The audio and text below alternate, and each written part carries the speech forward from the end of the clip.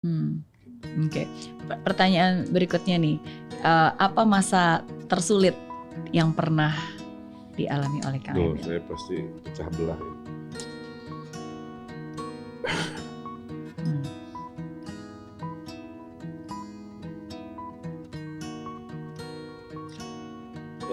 Ditinggal anak saya.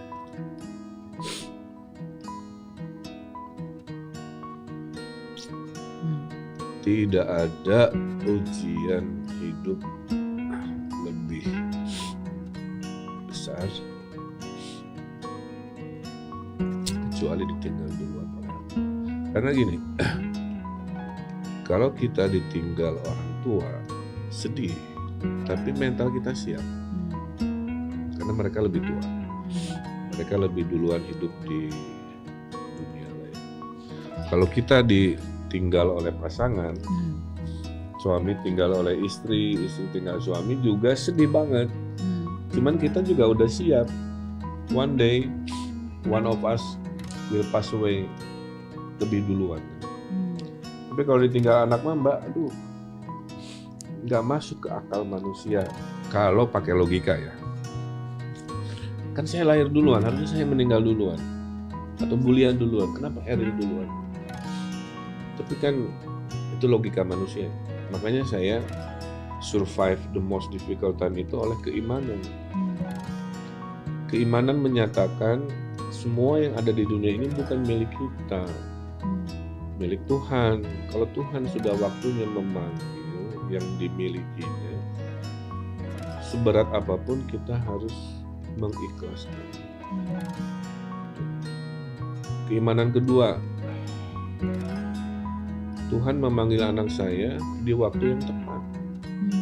Ibarat bunga Mbak, lewat beberapa hari dia layu, dipetik lebih awal dia belum blooming, kira-kira begitu. Jadi Eril berpulang di waktu yang tepat. Usianya mungkin masih muda, tapi kebaikannya saya aja banyak nggak tahu. Sampai hari wafatnya masih banyak orang yang datang bertestimoni, termasuk yang terakhir lah ya. Ada seorang bapak-bapak kehabisan bensin di jalan, tolong seorang anak muda, didorong motornya ke pom bensin, dibayarin bensinnya.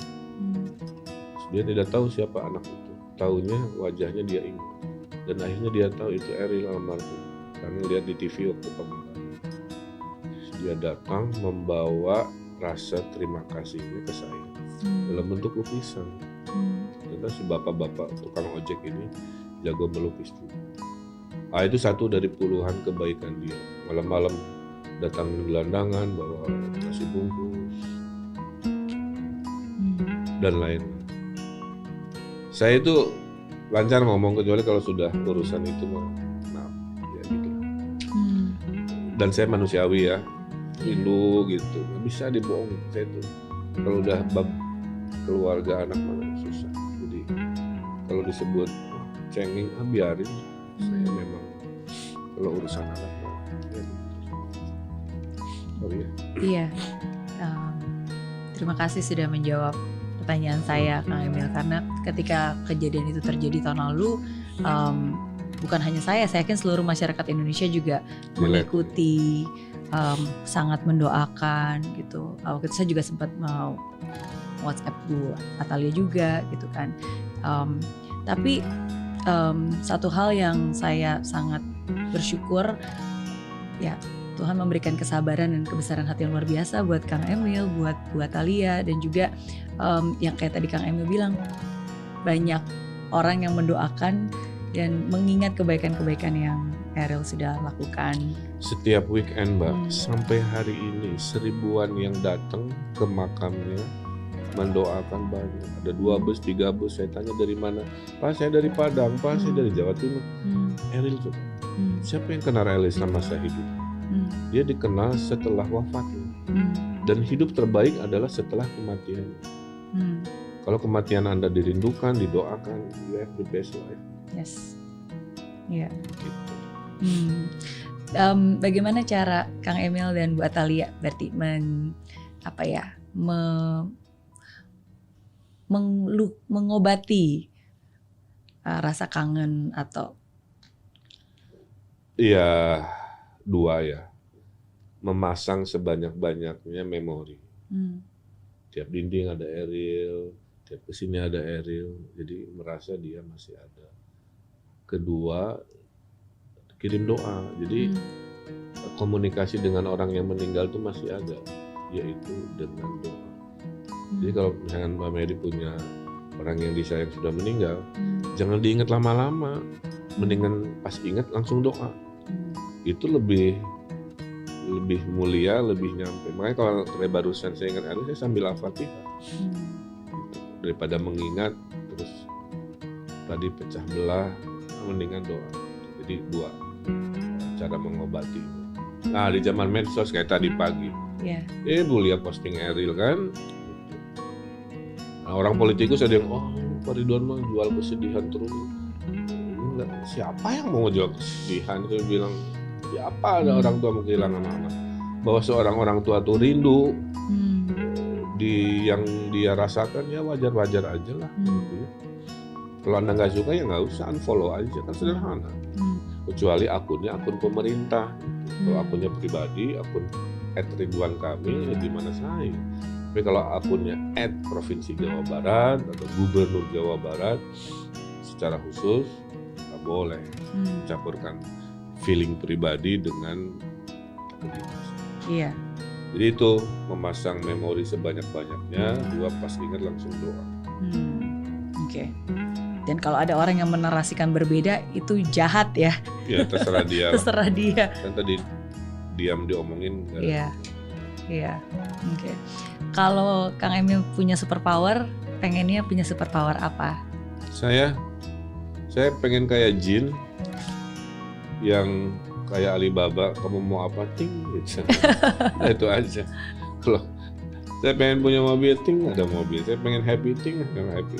Jadi kayak Genie lah ya gitu. Bisa mengabulkan permintaan. Iya, bisa mengabulkan permintaan dari warga. I think tapi itu superpower yang terlalu super itu, Mbak.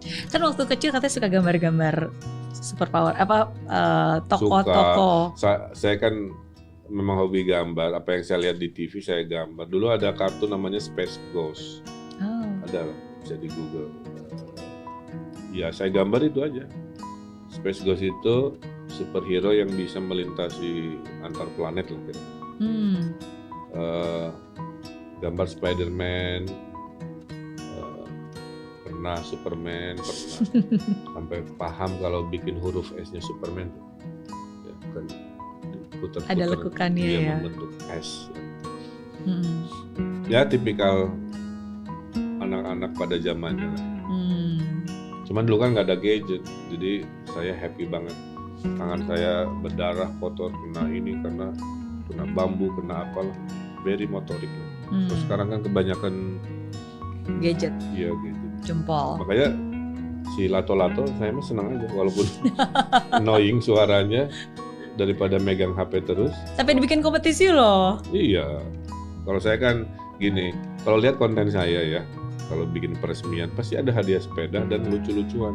Karena saya tahu pidato pejabat itu membosankan. Makanya setengah pidato, setengah saya stand up comedy kalau saya pidato di panggung. Karena saya tahu. Makanya saya selama jadi wali kota gubernur tidak pernah pidato baca kecuali dengan DPRD. Nah itu formal banget. Sisanya saya cuma butuh pointer, saya hafalin, begitu saya improvisasi aja kayak stand up comedy. Plus pakai hadiah, pakai interaksi dengan masyarakat. Tapi emang bakatnya banyak nih Kang Emil. Nih ya Mbak, kan? Saya gini, manusia itu multi talented, multidimensi ya. Iya. Jangan membatasi diri, kayak Mbak Mary bisnisnya banyak. Saya pernah jadi dosen ITB kan, saya tuh PNS dulu, ya statusnya dosen ITB. Saya arsitek, penyiar radio PRFM Radio Ardan, penyiar Kompas TV dulu zaman TV lokal namanya STV, main film 17. Cameo tapi ya. Iya, banyak filmnya. Ya, mendirikan komunitas Indonesia Berkebun, menang Google Chrome Award. mendirikan Bandung Creative City Forum, sekarang menjadi ICCN, Indonesia Creative City Network kan. Kemudian wali kota, kemudian gubernur, penulis juga. Makanya tiap tahun saya belajar hal baru, karena nggak mau tua akhirnya missing sesuatu yang menyenangkan. Tahun ini saya belajar saksofon, sesuatu yang saya nggak ngerti, tapi buat menghibur aja gitu. Yeah. Tahun lalu pas COVID saya belajar melukis, 140 lukisan saya produksi. Sebagian terjual bukan karena saya jual, orang pengen beli. Ternyata saya baru tahu orang beli lukisan bukan karena bagus, tapi karena siapa yang melukisnya. Iya, koleksi dong. Koleksi. Iya kan. Saya mendesain jam, mendesain helm, mendesain jeans, mendesain sepatu, mendesain batik. Batik saya dipakai Super Junior di Korea. Iya. Gara-gara saya desain batik, saya kasih ke dubes Korea Selatan. Dia suka, dia minta 2 lagi, saya kasih, kirain buat dia. Itu dikirim ke Seoul, terus viral dipakai oleh anggota Super Junior gitu. Jadi poin saya adalah saya senang mengerjakan hal baru, senang belajar hal-hal baru. Yang dicari hidupnya kan bahagia. Dengan bikin rutinitas itu membuat kamu nggak cari bahagia gitu. Lu rugi amat, tahu-tahu maaf ya udah tua, fisik nggak bisa kembali, kamu cuma berhayal ingin melakukan ABCD, rugi amat. Mumpung masih sehat, kejar tuh happy kebahagiaan selama kamu bisa. Saya gubernur, tapi saya sisihkan waktu untuk creating me time happiness itu. Karena hidup itu kan dinamis dan cuma sekali, makanya yang nggak bisa diputar kembalikan waktu. Oke. Dalam kehidupan yang dinamis pasti akan banyak pilihan-pilihan. Pilihan apa yang terberat yang pernah dibuat dan harus dibuat oleh seorang Ridwan Kamil? Pilihan terberat atau tersulit?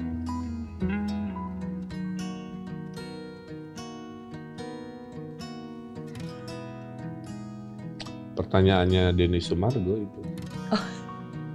Dia nanya begini, mending hilang istri apa hilang anak? Saya bilang, gimana jawabnya? Tapi akhirnya saya pakai filosofi ya. Anak itu bukan milik kita selamanya. Kita hanya mengasuh. Setelah itu dia akan pergi dengan perjalanannya dia gitu. Jadi kalau harus milih, saya melepas anak aja. Melepas dalam artian dia akan mengarungi kehidupannya, kita ikhlaskan. Saya lebih memilih istri, itu poinnya. Kenapa?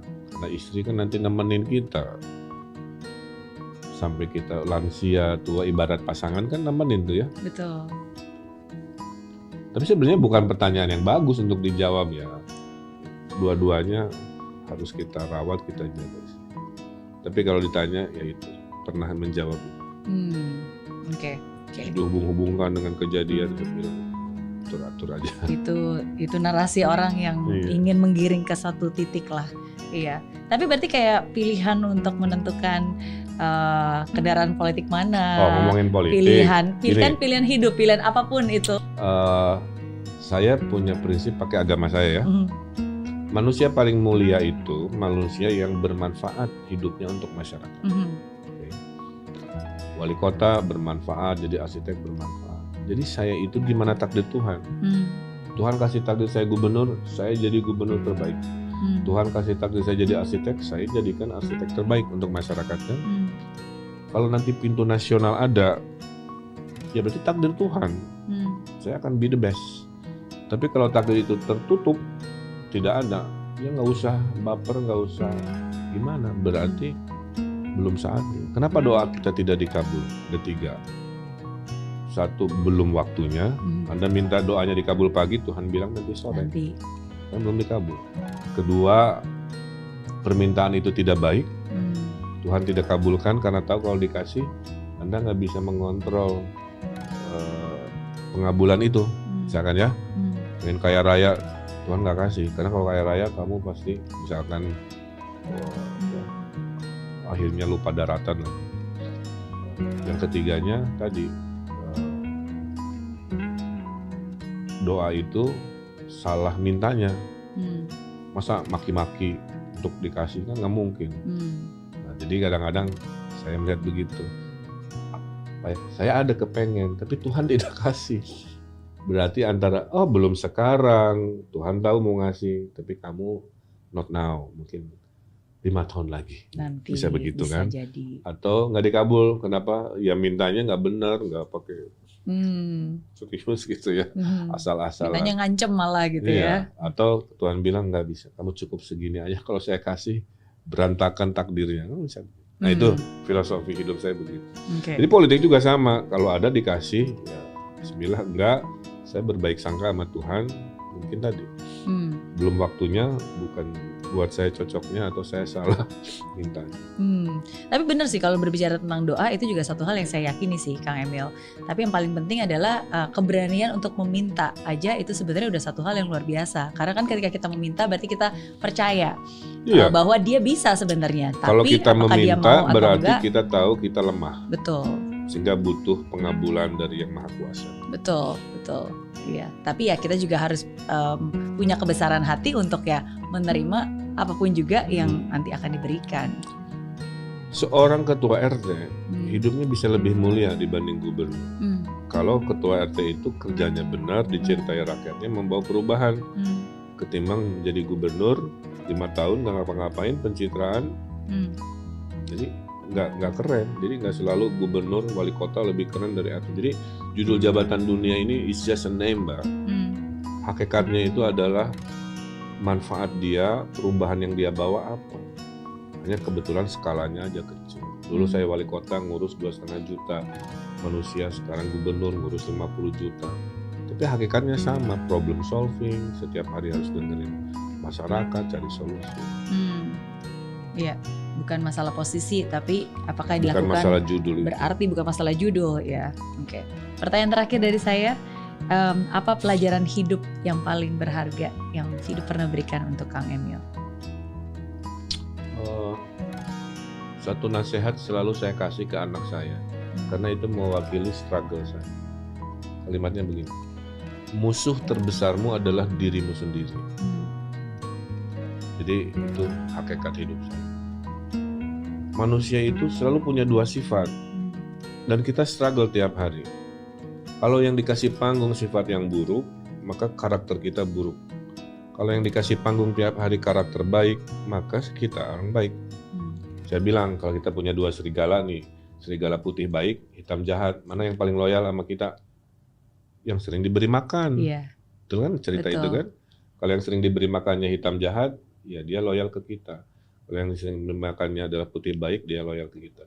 Sifat manusia juga sama. Yang diberi panggung, dikasih makan atau dikasih panggungnya yang buruk, kita jadi orang jahat. Kalau yang baik diberi panggung sering, kita orang baik. Nah, saya selalu begitu. Saya selalu melawan sisi malas, sisi ingin dipuji, sisi ambisius yang berlebihan gitu kan, sisi flexing, ingin pamer. Itu kan serigala hitam tuh. Saya mencoba sabar, kamu nggak butuh validasi, kamu udah bagus, udah dalam hati ya. Gak usah butuh puji-pujian lagi, gak usah pamer-pamer, gak perlu giving aja sekarang, mengasih, doain orang.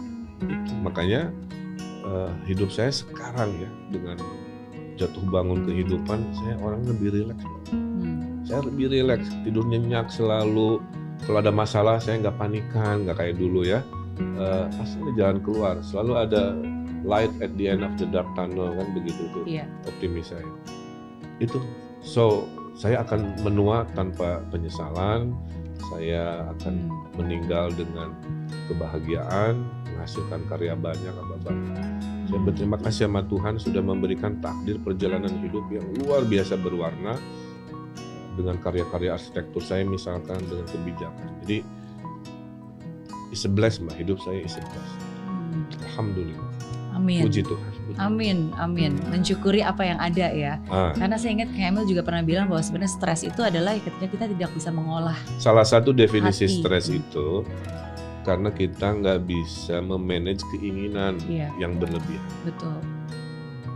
Biasanya 1 pengen mobilnya 5. Duitnya hanya cukup beli Kijang, dia mimpinya Lamborghini. ya pasti stres lah, pendapatan nggak mungkin, mimpinya berlebihan gitu ya. Nah kadang-kadang mengurangi stres itu adalah menurunkan keinginan-keinginan yang berlebihan. Iya. Salah satunya. Jadi kalau nggak mau stres, kurangi ambisi-ambisi, keinginan-keinginan yang terlalu berlebihan melebihi kapasitasnya. Contoh ya, apakah orang miskin bisa bahagia? Bisa. Asal makannya nasi kuning 10.000 di pagi hari, siangnya batagor 10.000 ada di Bandung, malamnya makan nasi ayam di pecel lele yang 25.000 bisa. Tapi kalau dia pendapatannya pas-pasan, ingin makan di sushi pagi hari di Plaza Indonesia, ingin makan siang steak wagyu, malam harinya pengen full course di ya nggak bisa. Betul. Jadi uang tidak identik dengan kebahagiaan. Semua orang punya level masing-masing, dan bahasanya begini, hidup yang bahagia itu seperti pakai sepatu yang ukurannya pas. Kegedean, memaksakan diri nggak nyaman, longgar-longgar. Kesempitan juga bikin sakit. Hidup itu sesuai lah dengan, jangan minta naik level gitu yang tidak sanggup dia lakukan. Dan bahagia menurut seorang Ridwan Kamil, makan telur ceplok dibagi 7 aja juga udah bisa bikin happy kok. Zaman dulu. Karena bukan makan apa dalam hidup itu yang penting, tapi dengan siapa. Makanya traveling juga sama, bukan kemana kita pergi, tapi dengan siapa kita pergi. Kemana ke Paris sendirian ya nggak seru lah ya. Tapi ke Masjid Al-Jabar, ke Pangalengan berdua istri motoran lebih seru. Gitu. Jadi hidup ini bukan tentang pergi kemana, tapi dengan siapa. Dengan siapa. Oke. Terima kasih sudah menjawab 8 pertanyaan saya, Kang Emil. Sekarang berarti Kang Emil bisa tanya 1 pertanyaan untuk saya. 1 pertanyaan. Iya.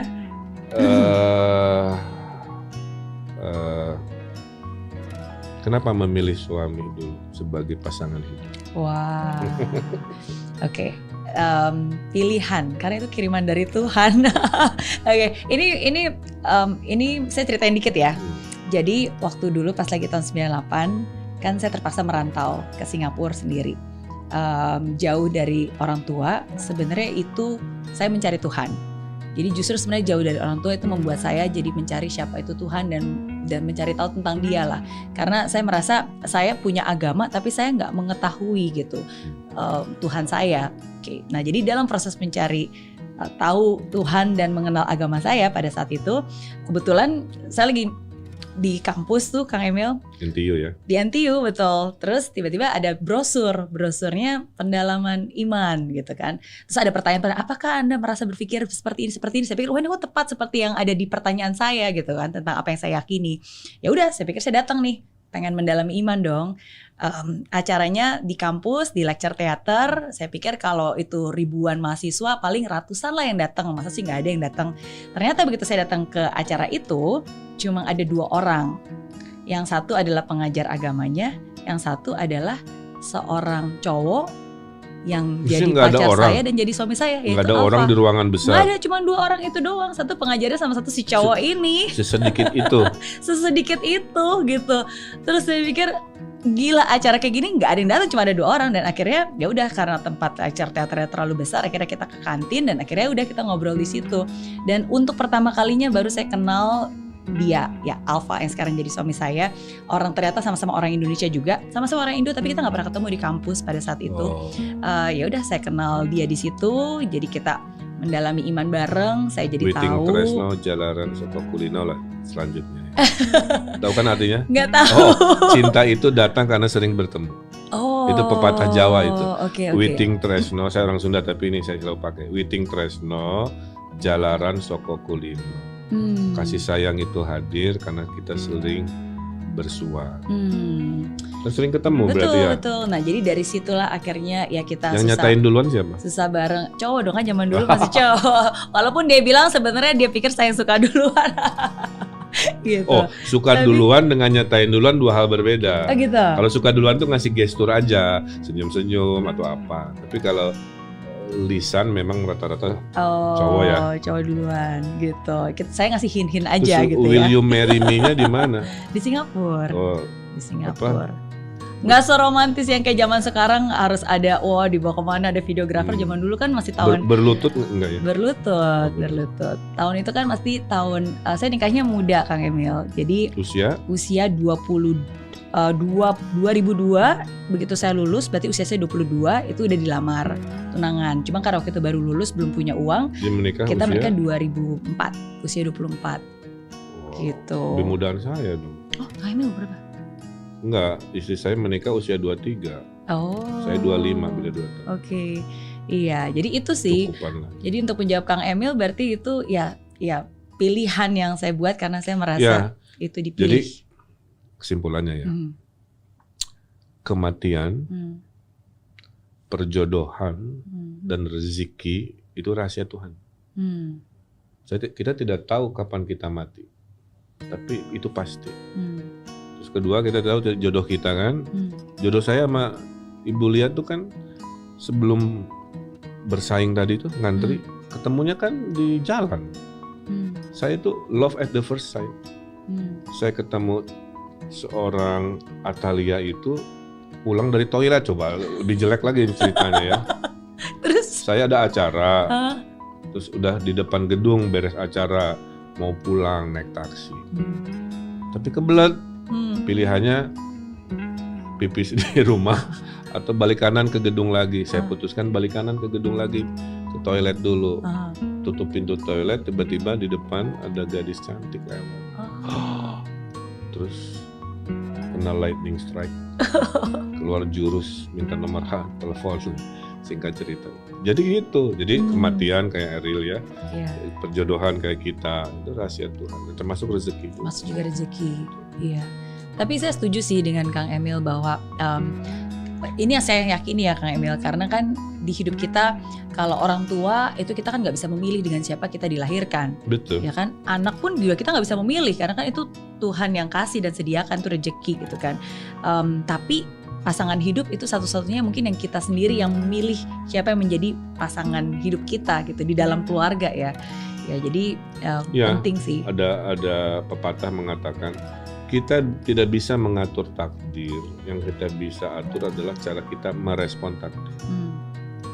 Kita ditinggal kematian, nggak bisa, bukan wilayah kita, wilayah Tuhan. Tapi cara kita merespon kematian dengan cara apa itu wilayah kita.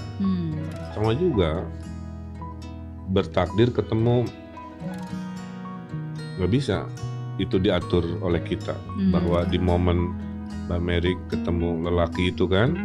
Itu kan takdir, tapi merespon terhadap pertemuan itu menjadi akhirnya sebuah jodoh ya itu respon kita. Itu cara saya, makanya hidup tuh ngalir aja. Jadi sekarang gara-gara filosofi itu ya, saya nggak kagetan Mbak. Breaking news ada, dulu makan sekarang oke. Apa masalahnya? Itu. Ya udah ntar dirapatin ya kita cari solusi. Jadi saya sekarang nggak panikan. Lebih tenang ya. Pak ada pembunuhan di sana, Pak ada ini, Pak ada itu. Ya nanti kita pikirin gitu. Karena pemimpin yang tenang itu setengah menang, itu bahasa saya. Wow. Dengan tenang itu udah setengah menang. Ada masalah, ada panik, udah tenang aja dulu, itu udah setengah menang. Sisanya ya dicari solusi-solusinya. Ada yang cepat, ada yang lambat, ada yang mudah, ada yang berdarah-darah, tapi saya orangnya optimis, pasti ada solusi. Itu judul kaos tuh. Iya, dengan abis tenang, ini langsung nih dibikin. Dengan tenang, sudah setengah menang. Sudah setengah menang. Oke, ya. Thank you sekali lagi Kang Emil. Saya doakan yang terbaik, ditunggu update-update-nya. Ya, saya doakan bukan hanya perjalanannya lancar, tapi yang tadi kan dengan siapa perjalanan itu dinikmati itu akan menjadi lebih berarti lah. Thank you, sukses terus. Sama-sama. Buat Kang Emil. Sukses salam buat Talia juga. Dan terima kasih inspirasi. Sama-sama, thank you.